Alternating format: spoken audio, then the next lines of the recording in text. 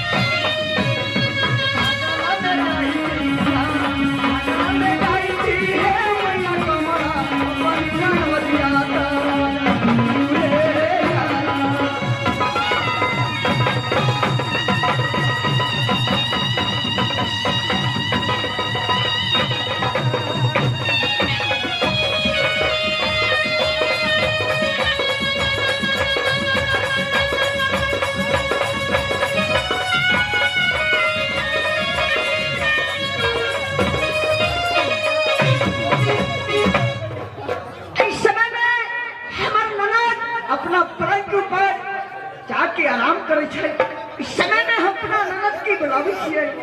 हे ननद कौन भाभी हे नंदी धैया मरोती शुभ कल्याण रहो सुहागवती रहो जुगनी जियो जैसे नीर है गंगा जी की ओइसे उम्र बढ़े नंदी भाभी नंदी मैंने किस लिए बुलाई हूँ किसने आज माँ ने ऑर्डर तो दे दी हाँ कि जा बेटी तुमने दोनों ननद भुजाई मिलकर तुलसी नार पर से पानी भरते हे भाभी हाँ ननद घर से डोल भर निकाल कर और यहाँ से दोनों ननद भुजाई चला ठीक है नंदी मैं डोल बाल्टी लेकर के आती हूँ अगर नहीं मिलेगी तो मैं घारा बना है वही लेकर के ले आऊंगी